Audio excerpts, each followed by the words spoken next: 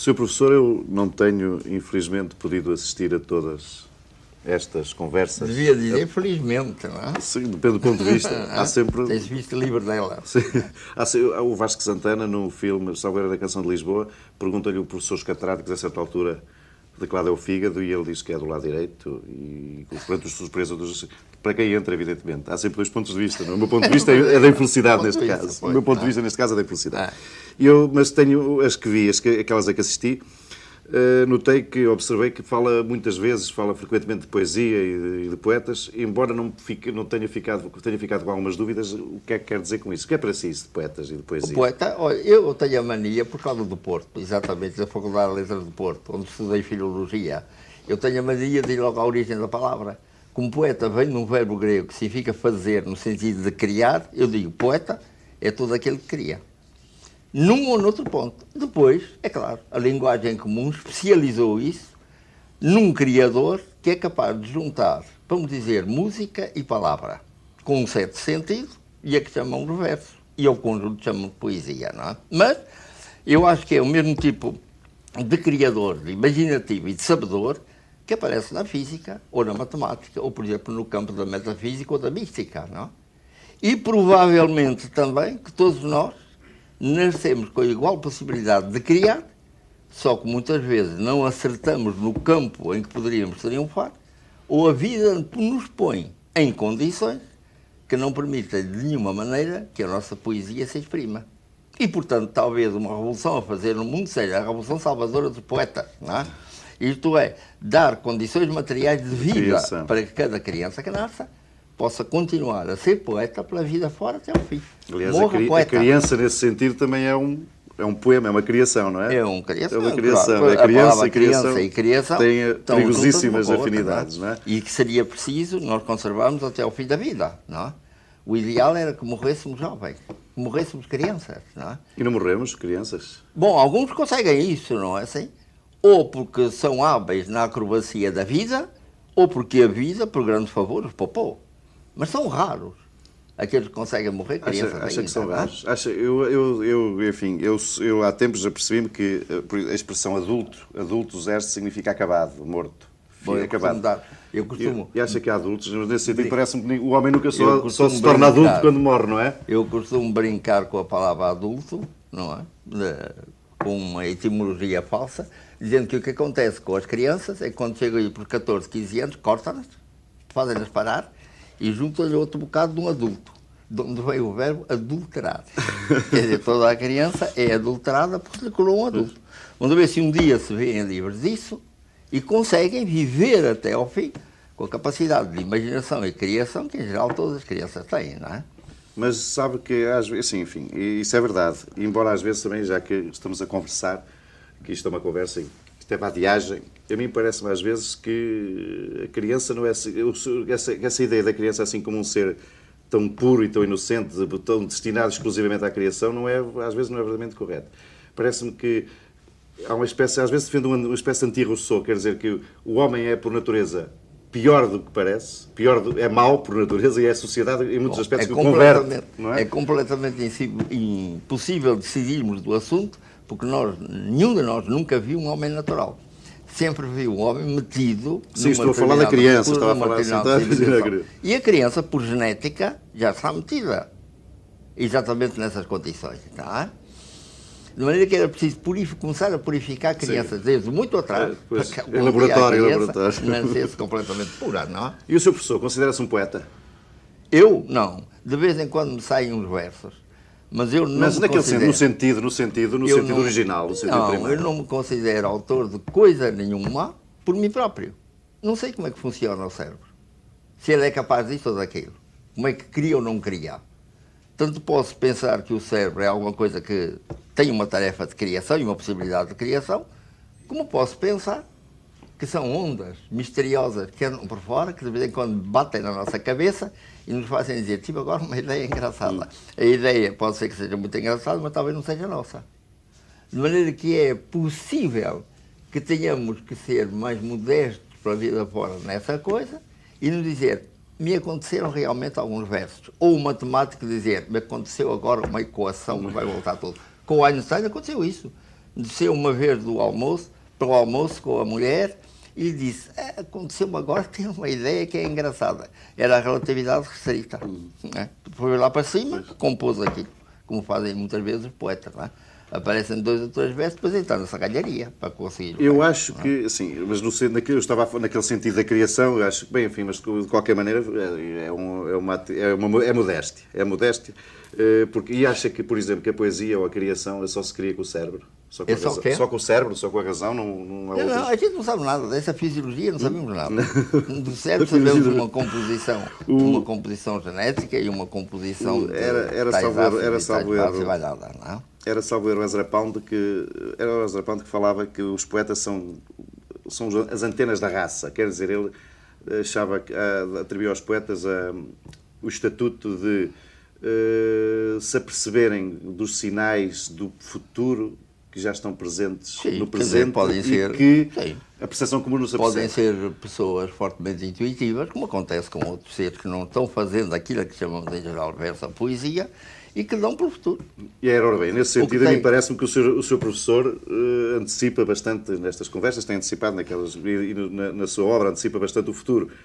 Vê neste presente sinais desse futuro. Bom, primeiro eu vou buscar as minhas ideias de futuro ao passado dos portugueses. Não inventei nenhuma ideia de futuro. Vou aos homens do século XIII, com a ideia de que um dia as crianças serão livres de serem modeladas ou deformadas, embora com as melhores intenções, pelas famílias ou pelas escolas, que um dia a vida deixará de pesar duramente sobre nós pela maneira económica como está travada, não? E que um dia, por exemplo, nos veremos livres das cadeias, não é? De maneira que a minha ideia do futuro é a repetição daquilo que aprendi com essa gente do século XIII. E enquanto não me demonstrarem que o que vai suceder é o contrário, continuo acreditando nisso. E quando vejo, por exemplo, como falei há pouco, naquela escola de Matosinhos que os dois conhecemos, vejo que a escola efetivamente está passando para alguma coisa completamente diferente do que eram as nossas escolas, que a criança durante uma parte do dia está livre de imaginar e realizar aquilo que quer e de adquirir os meios de expressão necessários para a poesia que ela tiver. Porque ela pode ter a poesia de um escultor e não a poesia de um poeta que escreve versos. Sim, então tem que ter meios de expressão para avançar nesse campo, não é? Então, o que eles, como não me demonstram que é impossível chegar, por exemplo, à vida gratuita, é evidente que quando dizem que eu sou utópico ou não sei o quê, porque falo dessa história da vida gratuita, eu quero dizer apenas que tem que ser por passos, não é? Espero que segunda-feira, por exemplo, terça-feira ou quarta-feira, a vida seja mais barata.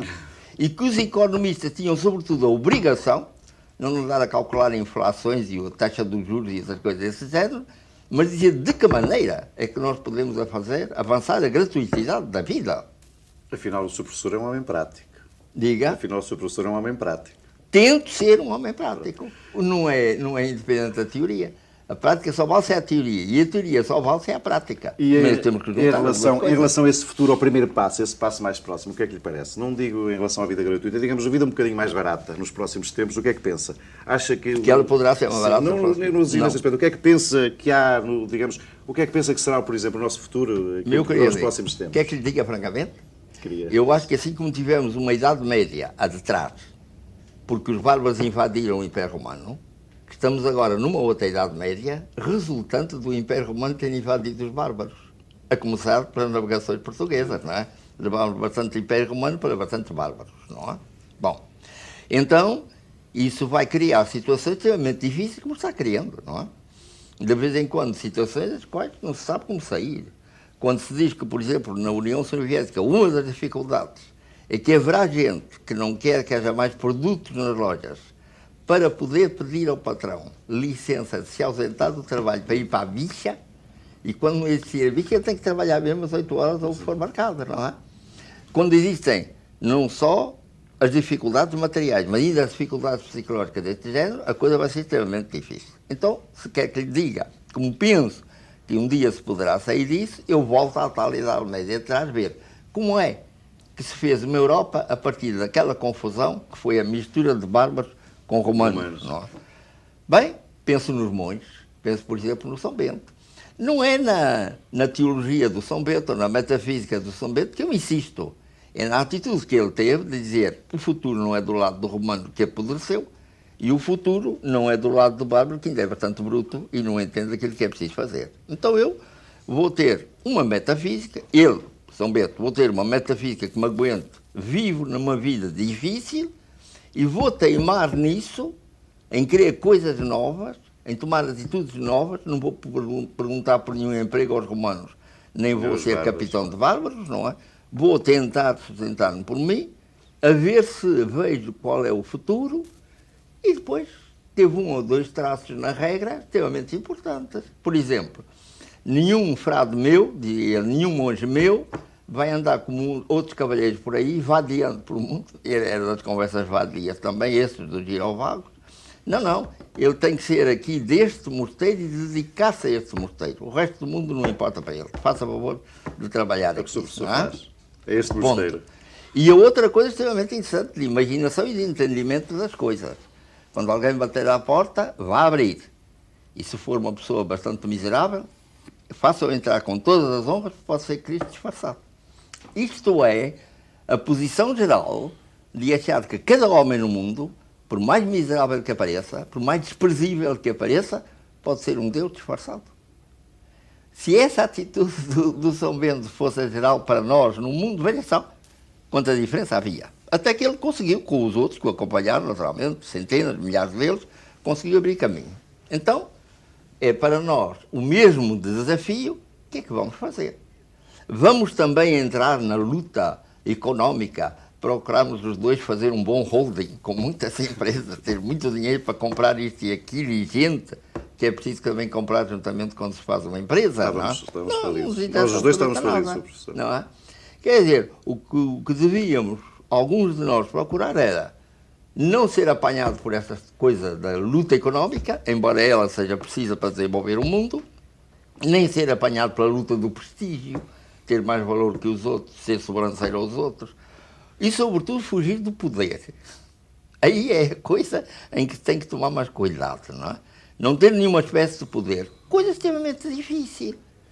Porque uma das atrapalhações de São Bernardo era que, de vez em quando, lhe perguntava como se resolveria tal ou tal problema, ele era um homem muito hábil nisso, dava a solução. Era adotada a solução e ele se batia no peito, se justificava perante si próprio, perante Deus, de ter poder, não é? Sim, mas ele exerceu algum poder, exerceu muito poder. Sim, claro que exerceu sempre. Mesmo, não sei se o tinha, que o exerceu. Diga. Não sei se o tinha, que o exerceu, parece que o exerceu. Evidentemente que tinha.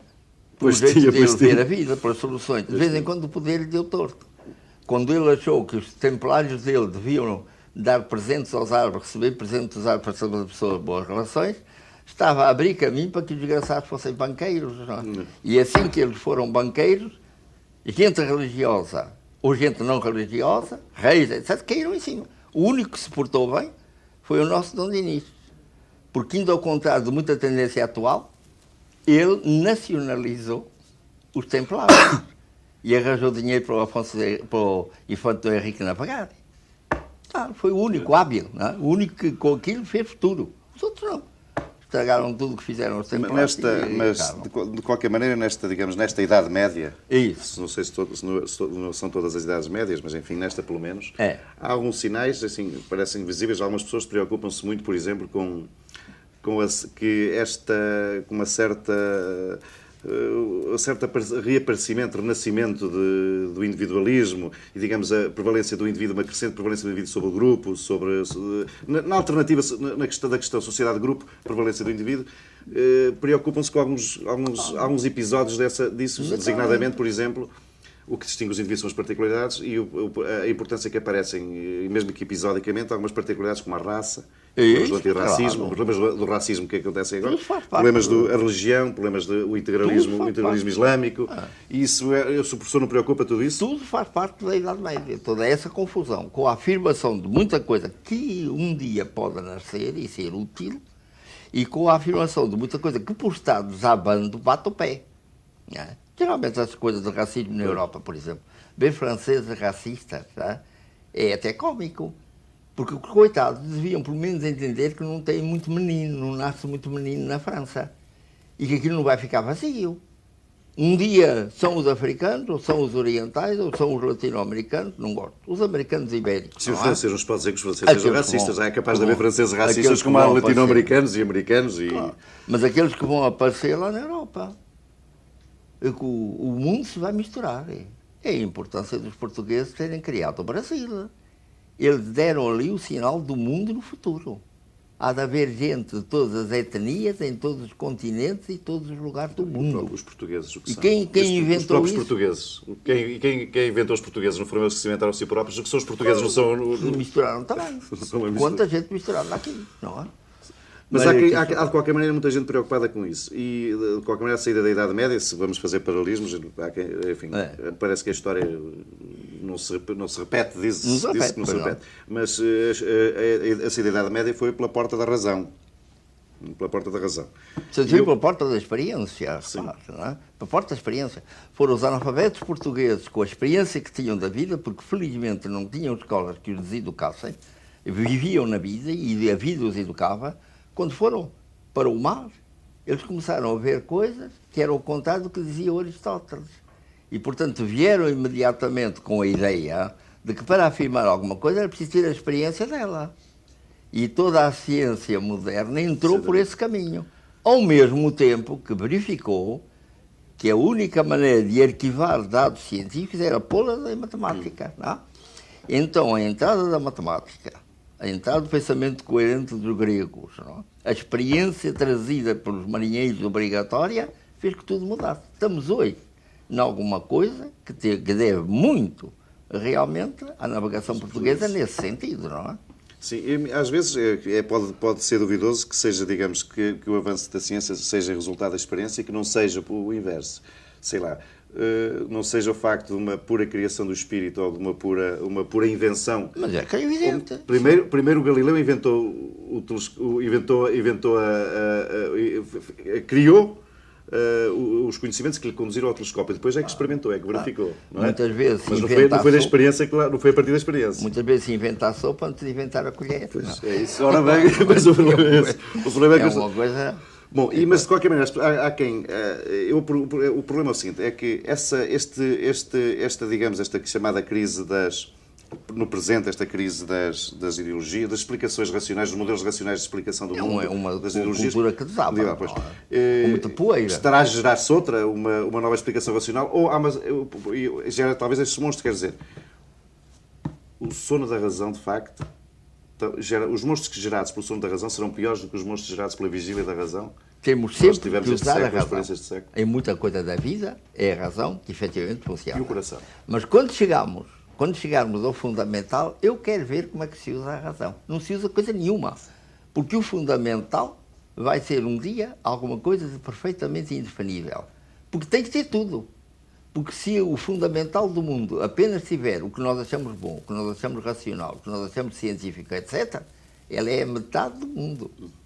Mas se ela tiver que ser completa, ela tem que ser ao mesmo tempo essa partículazinha fundamental, o racional e o irracional, o bom e o mau, o aceitável, o inaceitável, etc. Não? E aí como é que a razão se porta, coitada? E o papel do coração? Diga? O papel do coração.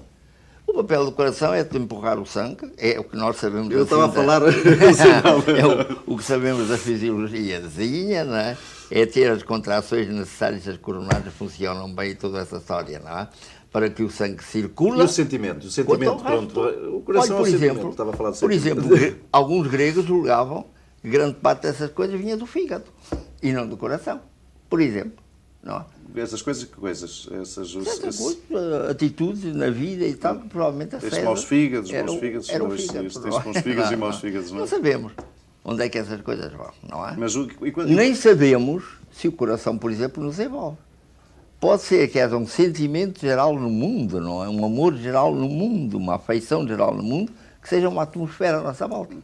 Pode ser que pensemos que o coração, coitado, está cá dentro, de um dos lados do peito, não é?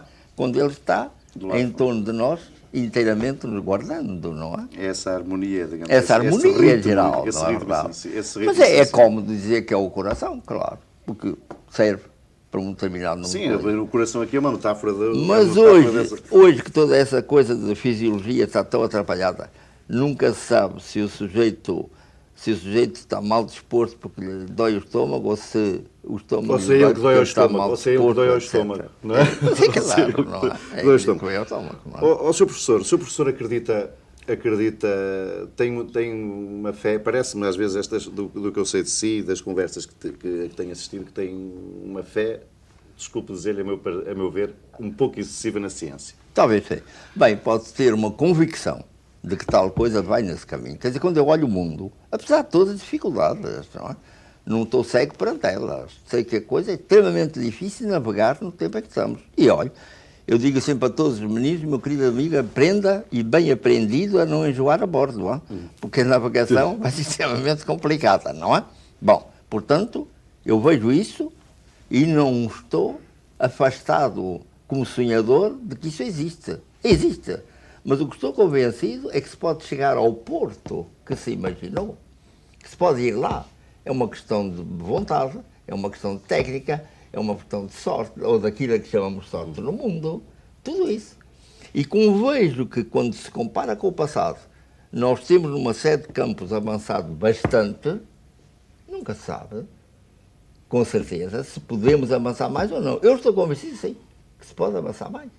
E que ter essa convicção é agradável para viver, por um lado, Sim, e por outro lado pode ser que influa ela própria no sentido das coisas avançarem, não? Na medida em que nos tranquilizem nessa chamar confiança. isso fé, por exemplo, pode fazer inclinar a ideia da pessoa para um campo propriamente religioso, não é? A fé religiosa é uma convicção que há no campo da religião. Nem que talvez chamar convicção, ou ideia fundamental, ou qualquer coisa assim, não é? Seja melhor do que fé para não Sim, de qualquer maneira não parece que o senhor professor se conforme com a explicação da ciência do mundo, não é? Pelo menos nos seus em muita coisa, em muita coisa, claro, ciência do mundo. Mas quando vejo, por exemplo, os físicos cansarem-se a procurar a partícula fundamental do universo, tenho a certeza absoluta que eles nunca encontrarão a partícula funcional do universo. E eles também, se porque calhar, também têm. Partícula quer dizer parte de alguma coisa. E logo que uma partícula é também uma parte, ela pode ser dividida em partículas e nunca mais chega ao fim. Sim, mas se calhar os físicos sabem isso, não é? Os físicos também têm essa consciência, não é? Têm essa consciência, mas procuram. A obrigação deles é procurar. Ora bem. Mesmo que sejam convencidos de que não encontram. Não, assim. E muitos estão convencidos de que encontram. Não, assim. Neste contexto todo, antes de vir para aqui, desculpe eu desde aqui se passar por um atalho, houve alguém que me perguntou que estava muito curioso de saber como é que o seu professor, como é que um homem como o seu professor vive o seu dia-a-dia, que assiste a todas estas pessoas que assistem às suas conversas, estas conversas vadias, regularmente são clientes certos, e que estão muito curiosos de saber como é que uma pessoa como o seu professor, que é excepcional, se calhar, por se assumir tão igual a toda a gente, como é que vive o seu dia-a-dia? O seu dia-a-dia é um dia-a-dia... Que é por aqui isso. Vivo o meu dia-a-dia igual a toda a gente. É que não é normal ser-se não é normal ser-se tão normal, digamos assim. Bom, porque é assim. Mas o que eu procuro, vamos tirar exemplo do gato, eu procuro o mais possível ser um gato bem manso, de maneira que a vida venha, me pegue pelo cachaço e me leve aonde for isso conveniente para a vida. O gato do seu professor não tem nome, porque ele nunca lhe disse, não é? Não tem nome. Não lhe põe nome. O seu professor também se considera sem nome, um nómada nesse sentido, sem nome? Sim, quer dizer, não há importância nenhuma... Um gato sem nome. Não há importância nenhuma em ter um certo nome ou não ter um certo nome. É apenas um sinal de identificação. Não é? E para chamarem por nós, e sabemos que somos nós que somos chamados. Não é? O resto não tem importância nenhuma. Isso do nome não tem importância da identidade? Nenhuma. Nada, não é? Portanto, o seu dia-a-dia é o dia-a-dia todo do... É o dia-a-dia de toda a gente, é levantar-se, fazer o trabalho que venha pela frente, não, e que interessa realmente fazer, e ver os amigos, e conversar com eles, e estar atento às ideias novas que vêm dos outros. Nunca julgar que aquilo em que se acredita é efetivamente a verdade. Fujo da verdade como de tudo, porque há quem tem a verdade num bolso, tem sempre uma inquisição do outro lado pronta para atacar alguém. Então me livro de toda a espécie de poder. Isso, sobretudo. Bom, parece que... É?